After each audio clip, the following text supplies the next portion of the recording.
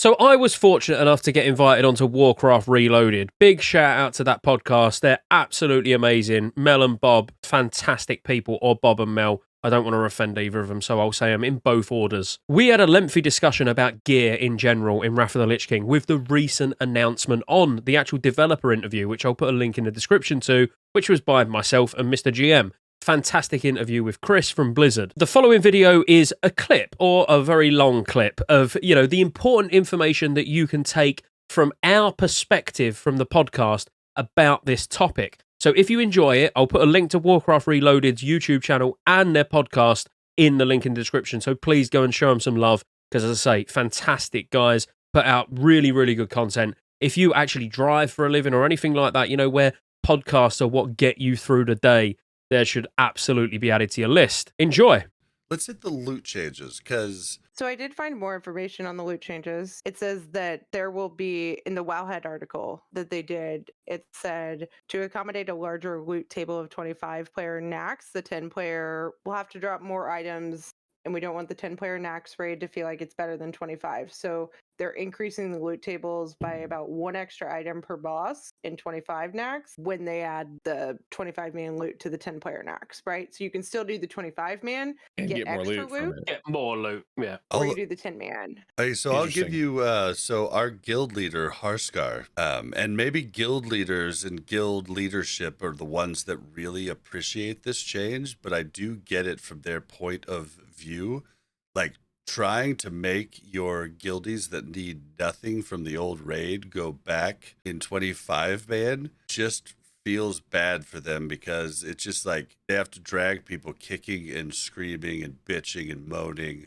With this change, like, it probably helps guild leaderships across the board just make people happy easier. And I do think that's kind of a neat change, and it's the old stuff, so I do think it's kind of nice just to be able to be like, okay, well, these few people still need stuff. Let's get a 10-man going. And that's kind of cool. Like, it'll be much more important in Ulduar than it would be. Like, if we went to TOC, like, this change actually is much better for the Ulduar tier, because next 25, you'll be able to do with like 17, 15 people, like, once you guys have some Ulduar gear. So it's not really a thing, but like going back to Ulduar from TOC, this change is kind of awesome looking into the future. That's how I feel. I mean, just to clarify, though, they've only committed to this with phase 2.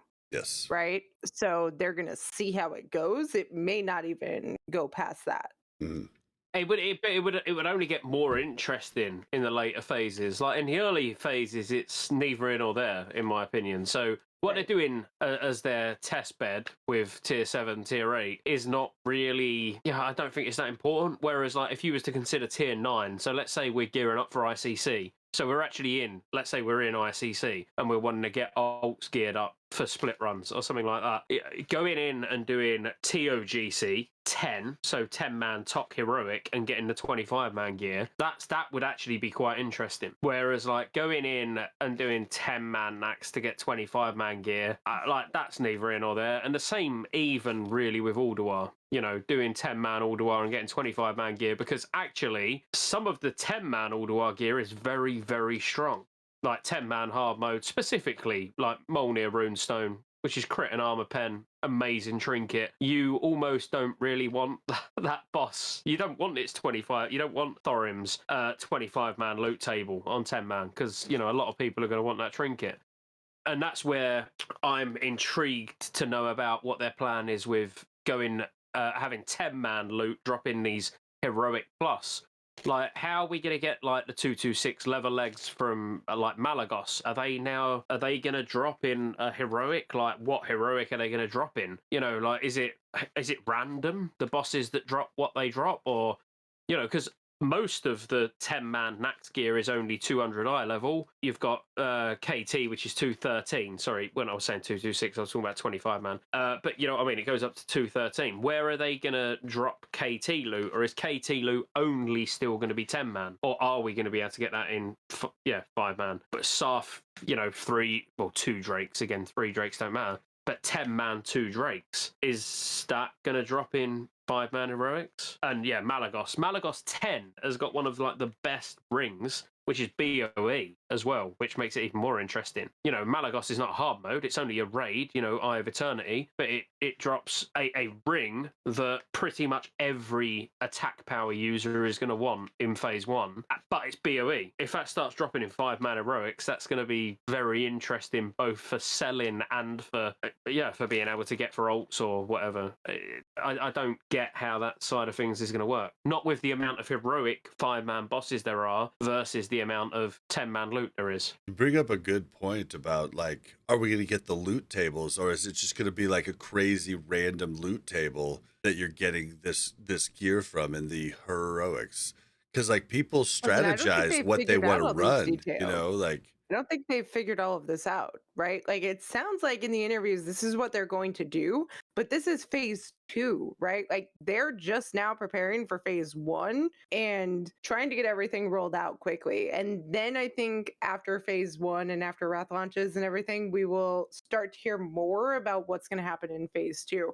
But I don't think they have those answers. And it's pretty clear that they haven't gotten all of the like puzzle pieces in place here, right? Like, they're not sure what they're going to do with X, Y, or Z. They're waiting to see if things pan out in phase 2 with the loot adjustments to make sure that it's going to work out. And Ulduar, there's a hard mode. And so like determining what happens with the hard mode gear versus the non-hard mode gear, like, does it just go down a tier? Like, you get the hard mode gear and the non-hard mode, and then you get the non-hard mode and the 10-man, and then you get the 10-man and the 5-man raids. This seems like a lot of work, but correct me if I'm wrong. This is what they do in retail. And I have no idea because I don't play retail, but somebody I feel like said this is what happens in retail. I have no idea. I don't think so. I don't Not in think terms so. of raid during dungeons. Mythic Plus, there's specific loot to Mythic, if I'm right in saying that. I'll tell you, like how I would do it. So you can clip this, Bob, Mel, like clip this and then give it to Blizzard. So when we're talking such random things, as in, so say Malagos, like where does Malagos loot drop? Where does Sarth loot drop? So if you was to have all of the heroic dungeons and then you was to have Nax loot drop from all the heroic bosses, you could almost have somewhere like Violet Hold, where the bosses are not guaranteed, where you could have one boss that drops Malagos gear, one boss that drops Sartharian gear. You know, so you'd go and do Violet Hold each day on heroic, and because you don't know what boss you're going to actually physically get ahead of time, you don't know what loot you're going to get as well. That's like that. Cool. I feel like Violet Hold would almost be the perfect place for putting that outlier gear. Yeah, it's kind of like an arena style, like you get something, you don't know what it's gonna be, and you have the chance to get loot. Like, I like that. Yeah, and it's random even as far as achievements. You know, like there's achievements that you need from Violet Hold that some people will do it in 3 or 4 days, and other people it will take weeks, just because you don't know when you walk in what bosses you're going to physically get. So having the heroic pluses, I like, but when I was talking to Ruggs and I think Salv Dally on a show, we talked about heroic plus, like, and we talked about like not giving any loot bonuses for it at all, just giving titles and achievements for it. And I thought that was a fine idea. I thought it was something be cool to watch the best players do it, but never feel left out because you couldn't do it as a casual player type of deal. That's what a gold challenge mode is at the end of the day. All right, you get some transmog gear, you get a mount, you get a title, but it doesn't give any player power. You know, they're all things that I would welcome. I just threw up a little bit in my mouth when you said transmog. Sorry. Yeah. Just cleared my throat. To be honest, though, like, you know, I love transmog. What are we in this, like, everybody deserves a trophy type of thing? Like, come on. Like, if you do a harder thing, like, why not get extra from it? Like, I just don't understand. Well, I feel like you should get extra, just not gear. Like, that's always been my problem with retail and everything else, is that, like, I want to be able to watch these guys doing these amazing things in the same gear that I'm in. But why? Because they're so much better. Like, but because people like, in their head could say like, oh, well, I could do this if I could get that gear. Like, But it would be so much cooler to see it be like, oh, Yeah, they're in my gear, but to they're get that gear, killing this. you just have to be better. You just have to play better to get that gear. Yeah, that's the argument everybody has, but I just don't. I really don't think. I mean, I'm not holds. even that better person. Like, I'm not getting that gear. But there was also even like with gold challenge mode. So if you remember how it worked, it would scale you down to 463 item level in MOP. So 463, or was that epic? Around that, let's say 463. That does number it do that? sprang to mind for some reason. I didn't even know that. Yeah, it would scale you down. That's cool. Yeah, so you could be in, full BIS epic raid gear, but it would scale your item level down. I'm sure it was 463. I don't know why that number's sticking out. But anyway, it's annoying me now, but it would scale you down anyway. But at the same time, it didn't mean going and getting raid gear was BIS, because in most parts it wasn't. So there was blue items that you would go and get that was better than like raid gear, because it would just scale better. You might get a 463 item level trinket, but because the proc was so good, you would use that over a raid trinket that would be better at its actual appropriate level.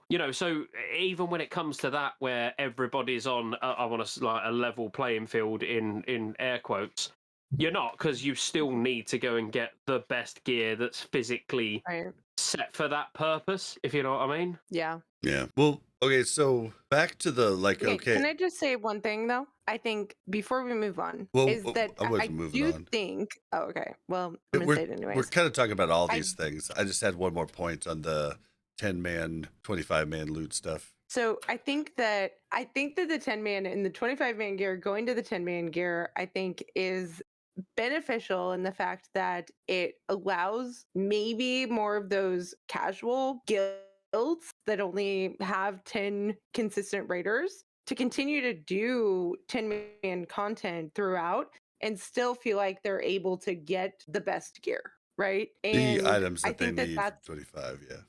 Yeah, and I think that, well, not even the items that they need to go to 25. Maybe they don't ever want to go to 25, right? But they can continue to level up. They go through 10-man and then they go to the next phase, and now they can do the 10-man and get the 25-man gear, and then go to the next phase and do the 10-man and then do the 10-man again and get the 25-man gear. Like, I don't know. I feel like there was a lot of people that enjoyed being in just a 10-man guild and enjoying that content and how that progressed, that I feel like this is motivating to them, and I like that. I mean, you don't have to have 25 friends. You can have 10. We did have a lot of casual guilds right into us that they just do our last phase content. They don't even do the new content because they're a guild full of dads that helps them. But also it might make GDKPs less of a mandatory thing for those items that you need. Because like what happens with guilds is guilds need to go back and do the 25-man, but then